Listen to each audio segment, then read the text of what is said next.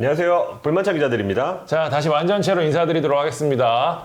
자, K리그 벌써 반환점이에요. 네, 이 경기를 끝으로 휴식기, 2달간의 휴식기를 갔는데 선두권 경쟁이 굉장히 뜨겁잖아요, 지금. 10라운드 프리뷰. 여기서도 또 10라운드에서도 많은 재밌는 이야기 있을 수 있거든요. 여기에 또 슈퍼매치도 있잖아요. 맞아요. 저희가 대박 매치가 많기 때문에 빠르게 이번 라운드 프리뷰 진행하도록 하겠습니다. 네, 첫 경기는 29일 오후 2시 펼쳐지는 인천 전북전입니다. 전북 이야기를 안 할 수가 없습니다. 정말 큰일 났습니다. 설마 했는데 양주한테까지 패했거든요. 물론 승부차기 패배이기 때문에 공식 기록에는 무승부로 남겠지만 7경기 연속 무승입니다. 사실 전북 입장에서는 양주전에 2마리 토끼를 잡으려고 했을 거예요. 로테이션 돌리면서 체력 세이브하고 승리를 통해서 분위기를 바꾸자는 계획을 세웠겠지만 승부차기까지 가는 혈투 끝에 일류첸코, 한교원, 이용이라는 카드를 썼고요. 무엇보다 끝내 패배했습니다. 선수단 분위기가 더욱 가라앉았기 때문에 김선식 감독 입장에서 정말 최악의 결과가 아닐 수가 없고요. 설상가상으로 이날 경기에서 최철순까지 다쳤습니다. 가뜩이나 부상자가 많은 전북이기 때문에 정말 뼈아픈 한판이 됐는데 이제는 인천 원정길에 나섭니다. 어떻게든 지금 휴식기 전에 분위기를 바꾸려는 게 전북의 지상 과제일 텐데 지금 상황 좋지 않습니다. 공수 모드 문제인데 일단 공격부터 보면 전북 최근 2경기에서 득점이 없습니다.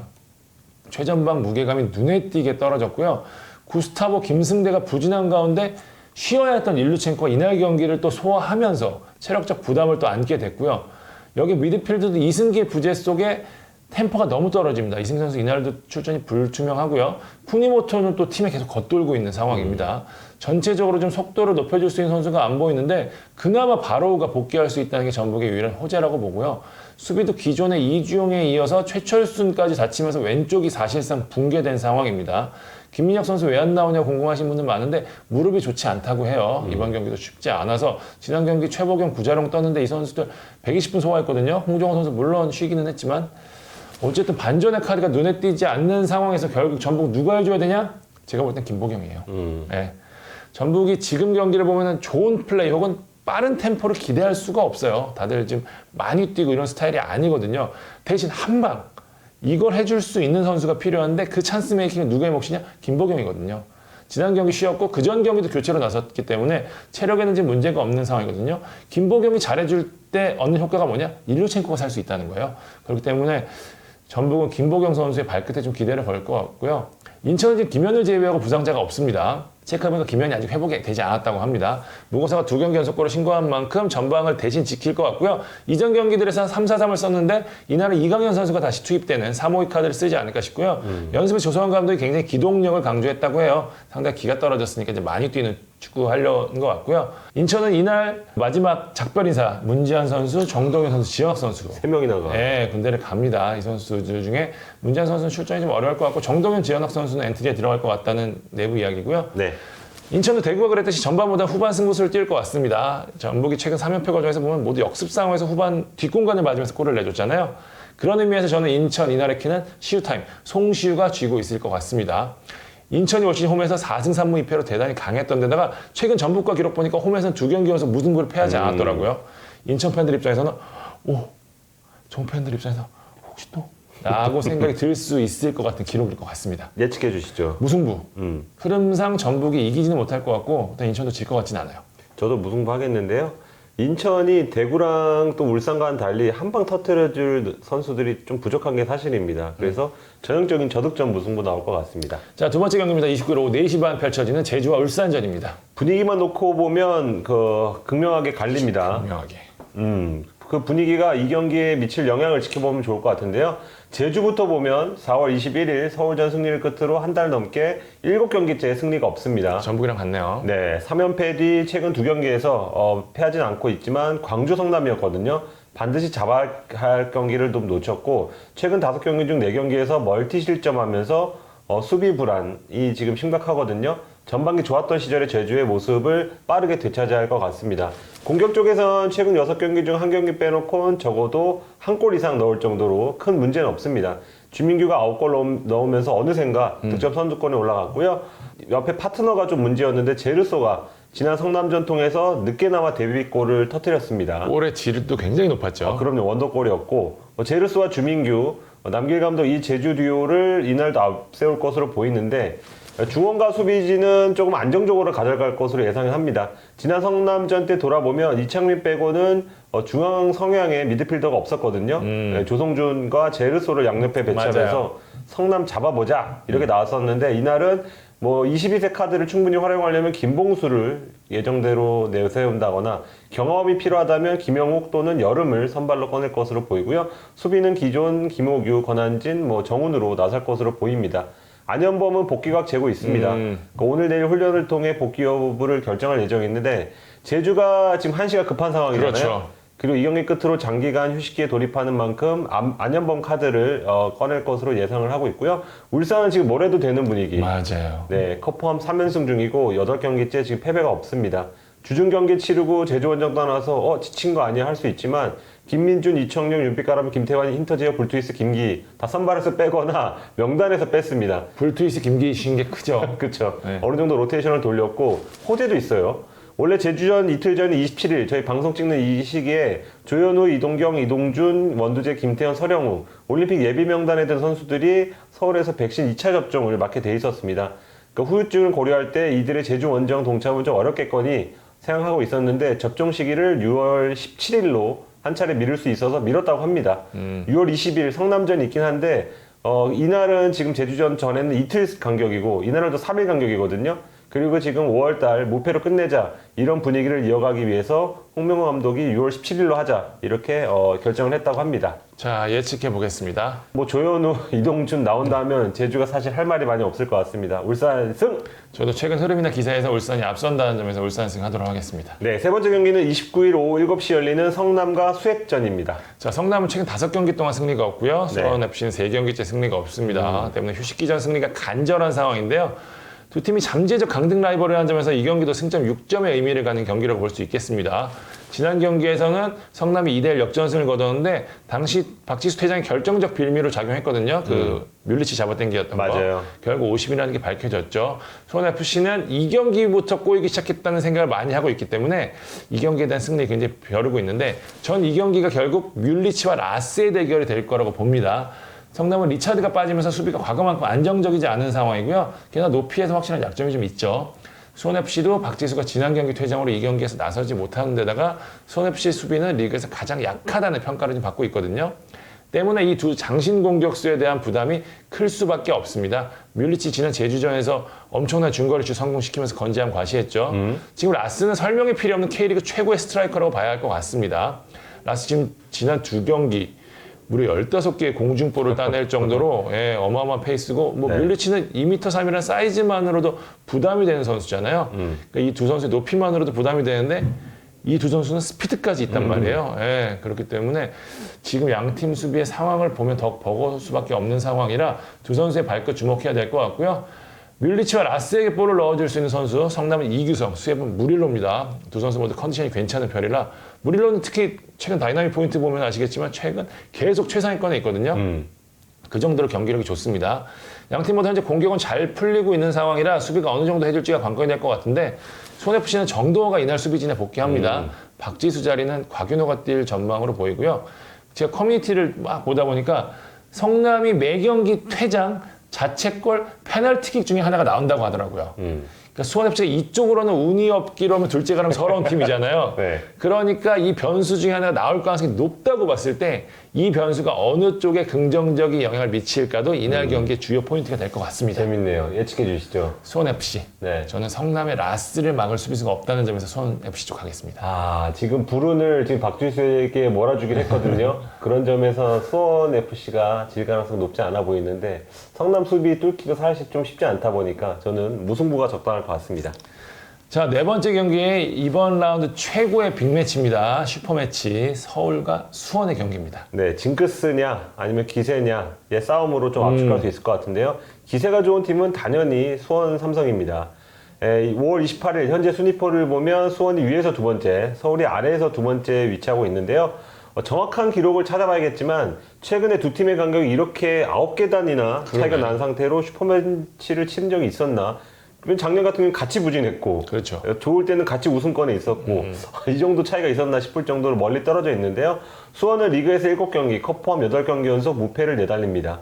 서울과 달리 주중에 뭐 FC 안양과 FA컵 16강전 치렀잖아요. 그래서 연장 승부를 하면서 체력 소모가 있었는데 몸은 조금 지쳤을 수 있지만 승부차기 치러 결국 승리했거든요. 오히려 저희가 온라인 게임에서 하는 정신력 포인트가 올라간 효과를 얻었을 것 같고 이런 토너먼트에서 한 단계 한 단계 올라가는 과정에서 팀 스피릿이 올라간단 말이에요. 수원은 확실히 원팀. 그 구단이 제공하는 영상 같은 걸 보면 아주 좋습니다. 뭐 기재 헨리가 소리치고 감독한테 물 뿌리고 아마도 정상빈인 것 같은데 근데 분위기가 굉장히 좋다는 걸 느낄 수 있고 로테이션도 아주 큰 폭으로 돌렸어요. 김민우, 고승범, 제리치, 김태환, 이기재, 민상기, 제리치, 헨리 주축 선수를 쉬었고요. 정상빈, 강현무 막내급들은 43분과 52분밖에 뛰지 않았습니다. 또 부상이 있었던 장호익이 교체를 통해서 복귀한 점 그리고 니콜라우가 모처럼 출전해서 110분 넘게 경기를 소화한 점 이러면 경기 체력이 확 올라가거든요. 그렇죠. 네. 그것 때문에 오랫동안 출전한 것 같은, 투입한 것 같은데 박건호 감독이 앞으로 스쿼드 운영하는데 한층 좀 숨통이 트일 것 같고요. 이말은 주말 슈퍼매치에서도 정상 전력을 가동할 수 있다는 얘기가 됩니다. 그러니까 미드필더 한석종이 120분 풀타임 뛰었더라고요. 근데 이 선수 역시도 지금 부상 복귀 후에 감각을 끌어올리는 단계거든요. 숨을 트인다고 하죠. 그렇죠. 예, 그래서 일부러 좀 길게 투입을 했는데 그간 한석종이 뛴 경기들을 돌아보면 그냥 슈퍼매치에서도 그냥 90분 뛸 수 있을 것으로 좀 예상이 됩니다. 오랜만에 김민우, 고승범, 한석종. 그렇죠. 예, 기성용 오스마르와 재밌는 종원 대결이 예상되고 서울도 크게 결장자가 없이 풀파워로 좀 준비를 하는 것으로 보였는데 오늘 바로 보도 자료가 나왔죠. 예, 나상호가 오른쪽 햄스트링 부상으로 지금 대표팀까지 예, 합류가 좀 불발이 됐습니다. 맞아요. 네. 그 지난 강원전 돌아보면 나상호가 몸이 좋지 않았어요. 기성용도 좋지 않았고 박주영도 좋지 않았어요. 대부분이 다 좋지 않았어요. 그러더라도 나상호가 있고 없고는 확실히 차이가 있거든요. 달려줄 수 있는 선수인데요. 그렇죠. 조용욱이 오른쪽에서 잘 흔든다 그래도 반대편에서 득점할 선수가 나상호밖에 없기 때문에 나상호 빠를 좀 기대했을 텐데 나상호 없이 박진석 감독이 팀을 어떻게 이끌지가 조금 관건이 될 수 있을 것 같고요. 그 나상호 빼고는 지금까지 해왔던 대로 그냥 나설 것으로 보입니다. 큰 전술 변화를 줬다가는 어떤 일이라도 좀 벌어질 수 있기 때문에 전반은 좀 안정적으로 가고 후반에 교체수를 통해서 수원을 상대할 것으로 보이는데요. 수원도 살짝 지금 지친 상태이기 때문에 마찬가지로 후반에 좀 승부수를 띄울 것으로 전망이 됩니다. 수원의 기세를 오랫동안 얘기했는데 서울은 아무래도 징크스에 좀 기대할 것 같습니다. 그렇죠. 최근 수원과의 리그 20번의 맞대결에서 단 한 번밖에 패하지 않았습니다. 11승 8무. 거의 좀 압도적인 전력을 자랑했고 지난 3월 시즌 첫 맞대결에서도 정상빈의 골을 기성용, 박정빈이 연속골로 좀 무력화시키면서 역전승을 거둔 기억이 맞아요. 있습니다. 왜냐면 당시에도 수원이 낮다라는 평가를 받았음에도 불구하고 귀신같이. 서울이 잡았거든요. 네. 이 부분 때문에 다들 어떻게 될지 궁금한데 특히 지금 만 기자의 입을 많은 수원 팬들이 주목하고 있을 것 같습니다. 예측해 보도록 하겠습니다. 제 입에 지퍼를 채우셨잖아요. 님들께서. 저는 그러므로 수원승은 당분간 못 가고 무승부를 하겠습니다. 저는 수원승 하겠습니다. 네, 기세나 경기를 월등해서 수원이 이번에 징크스를 깨지 않을까. 뭐 나야 뭐 걸리는 게 없는데. 마음대로 하고. 수원승 하겠습니다. 다섯 번째 경기 30일 오후 4시 30분에 열리는 대구 강원전입니다. 대구는 김해시청과 FA컵 맞아 승리하면서 9경기 무패 행진 이어갔습니다. 네. 8승 1무예요. 경이롭다는 말로도 표현이 부족할 정도의 상승세인데 김해시청전에서는 승리하긴 했지만 아끼려고 했던 세징야 에드가 카드를 쓴 게 아마 유일한 아쉬운 대목이긴 할 텐데 어쨌든 두 선수 투입하자마자 분위기 바꾸면서 대구 2대0 승리 이끌었습니다. 그래도 스쿼드 얇은 대구 입장에서 홍정훈, 정승원, 이용래, 정태욱 같은 선수들을 쉬게 한 것 이날 가장 고무적인 소득이라고 할 수 있을 것 같고요. 대구 이날 가장 큰 고민이 뭐냐? 경고 누적으로 빠지는 이진용의 공백을 어떻게 메우느냐입니다. 대구가 무패를 달린 동안 이진용의 지분이 상당히 컸습니다. 대구가 점유보다는 역습에 초점을 맞추는 팀이기 때문에 그러기 위해서 중요한 선결 과제가 뭐냐? 볼을 탈취하는 거예요. 이진용이 중원에서 엄청난 활동량을 바탕으로 파이팅 넘치는 수비를 보이면서 이 역할을 완벽하게 해줬거든요. 최근에는 공격 작업까지 좋아진 모습 보였는데 아쉽게도 지금 대구 스쿼드상 이진용이 하던 역할을 물려받을 선수가 없습니다. 그렇기 때문에 일단 이용래, 츠바사가 중앙에 설 것이 유력해 보이는데 두 선수는 아무래도 탈취보다는 전개에 능한 타입이잖아요. 그러다 보니까 다른 형태의 중원 운영이 될 것 같고 이용래가 워낙 영리하게 중원을 커버하고 있기 때문에 저는 이용래 선수 이날 경기 키플레이어라고 보겠습니다. 나머지는 기존의 선수들이 다시 그대로 경기에 나설 가능성이 높고요. 강원은 지난 FA컵이었죠. 이랜드를 제압하면서 8경기 무성의 수렁에서 벗어났거든요. 물론 기존 핵심 자원들을 모두 투입하고 또 한국연까지 교체 투입했기 때문에 체력적 부담이 있을 수밖에 없지만 어쨌든 승리를 맛봤다는 점, 그렇기 때문에 흐름이 바뀔 수 있다는 점에서 의미 있는 승리가 될 것 같고요. 강원의 관건 역시 공격이 될 수밖에 없어요. 수비는 뭐 어쨌든 임채민 공백이 있긴 하지만 특히 뭐 아쉽게도 이날 아슈마토프가 경고 누적으로 빠지긴 하거든요. 그래도 어쨌든 3경기 연속 국대 수비수 김영빈이 중심을 맞아요. 잘 잡아주고 있어요. 근데 문제는 공격이에요. 돌격대장 역할을 해주던 김대현까지 쓰러져서 기존의 조재환, 고무열 등이 빠진 상황에서 지금 자원 자체가 부족하거든요. 그나마 신라지가 조금씩 해주고 있는 한데 전체적으로 믿고 맡길 수준은 아니고 마사도 기복이 있잖아요. 그렇죠. 그러니까 서민우나 박상혁 같은 젊은 자원들에게 지금 기대를 걸 수밖에 없는 상황입니다. 그런데 홍정훈이 복귀한 수비로 과연 이들이 희망으로 밀어붙일 수 있을까라는 생각이 좀 들고요. 지난 경기에서 홈에서 강원이 3대0 대승을 거뒀는데 그때 강원 완전 정점이었고 대구는 완전 저점이었거든요. 지금 상황이 달라졌기 때문에 대구가 당시에 홈 경기 서력을 노리고 있을 거예요. 예측해 주시죠. 대구로 가겠습니다. 네. 기세 차이가 워낙 큽니다. 저도 대구. 아슈마까지 빠지면 수비할 자원이 많지 않습니다. 네. 자, 마지막 경기 가겠습니다. 30일 오후 7시에 열리는 포항 광주전입니다. 네, 광주가 역사상 한 번도 이겨보지 못한 팀 바로 포항인데요. 천적관계라고도 할 수 있습니다. 김기동 포항 감독이 뭐 오랜 현장 경험을 바탕으로 이런 말을 했다고 하죠. 징크스라는 게 쉽게 깨지지 않더라. 네, 포항 그렇다고 징크스에 기댈 생각은 없는 눈치인데 경기력 자체가 많이 올라온 모습입니다. 최근 K리그 트렌드를 보면 무패팀들은 계속 무패를 하고 무승팀들은 계속 무승을 합니다. 포항은 이제 무패를 하는 팀 중에 하나인데 뭐 4월 이후에 2번 지긴 했어요. 근데 그 상대가 전북과 울산이라는 점을 본다면 어느 정도 무패라고도 보여질 수도 있고 주중 충남 FA컵 경기도 쉽지 않았는데 어쨌거나 선제골 허용하고 3대1 역전승을 거두면서 좋은 분위기를 이어갔습니다. 이 말인 즉슨 어쨌든 자기들이 잡아야 될 경기에서 승점을 얻는다는 얘기예요. 그렇죠. 네. 잡을 팀 잡는 그런 모습 보여주는데 크베시티는 이날 세게 골 넣었고 스틸타카에 확실히 좀 녹아든 모습을 좀 더 보이고 있고요. 임상엽 얘기 안 할 수가 없는 게 최근 포항 에이스는 임상엽이다. 이렇게 말해도 무리가 없을 정도로 대단히 뛰어난 골결을 보여주고 있습니다. 충남전 때도 프리킥 상황에서 센스 있는 움직임으로 결승골을 넣었고요. 수협전 해트트릭 포함해서 5월 이후에만 5골을 넣고 있습니다. 감독이랑 궁합이란 게 있나 봐요, 선수들이. 확실히 있어요. 예, 임상엽이 전지훈련 때도 포항 선수들 사이에서 위치 선정의 달인이죠. 필리포 인자기의 이름을 따서 임자기라고 좀 불렸다고 합니다. 그 정도로 폼이 좋았는데 시즌 초반에 약간 헤맸어요. 그런데 이제 김기동 감독이 그럼에도 꾸준히 믿어주고 밀어주니까 골로 보답하고 있습니다. 지금 17경기 출전해서 6골 넣었는데 이 리그에서 이 기세라면 2014년 부산 시절 11골을 넘어 커리어 하이 찍을 가능성이 높습니다. 국대로도 선발이 됐었던. 그렇죠. 예. 광주가 측면에 문제를 좀 보이고 있거든요. 그래서 여기서 이제 국대 송민규만 예의주시하다가는 임상엽 쪽에서 뭔가 득점 상황에 만들어줄 수 있다는 점 신경 써야 하고요. 포항은 구단 차원에서 선수단의 힘을 좀 불어넣고 있습니다. 이날은 특별한 이벤트를 준비했는데요. 신화용, 김원일, 황진성, 김영일, 김재성 한때 지금 포항의 최전성기를 이끌었던 레전드들이잖아요. 이 선수들이 지금 딱히 은퇴식을 하지 못하고 팀을 떠나야 했습니다. 이 선수를 싹 다 모아서 공동 은퇴식을 10명을 한다고 합니다. 잘했네. 예, 그래서 지금 ACL도 5년 만에 나가는데 이 선수들이 지금 대부분은 ACL 우승 주역들이거든요. 네. 그래서 ACL 기운도 불어넣고 광주전 징크스도 이어가고 여러모로 좀 힘을 불어넣으려고 이런 이벤트를 준비했고 광주는 최근 6경기에서 1무 5패 최하위를 벗어나지 못하고 있습니다. 수삼전에서도 잘 싸웠지만 결국은 역전패를 당했고 계속해서 후반에 무너지는 그런 전형적인 약체의 문제를 노출하고 있거든요. 이 힘 대 힘으로 맞붙는 스타일을 고수하고 있는데 이러려면 펠리페가 버텨줘야 되는데 최전방에 빠지다 보니까 힘까지도 좀 부족해 보이는 여러 가지 지금 악재가 겹치고 있고요. 펠리페는 방송일 기준인 27일에도 웨이트 훈련만 하고 있다고 합니다. 포항전 원정 참가도 살짝 힘들어 보이지 않나 이렇게 예상을 합니다. 예측해 보겠습니다.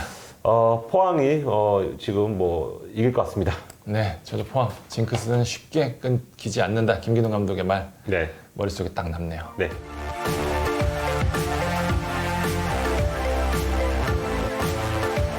자, 지금까지 19라운드 프리뷰 해봤습니다. 이번 라운드도 재밌는 경기 이어졌으면 바람 담고요.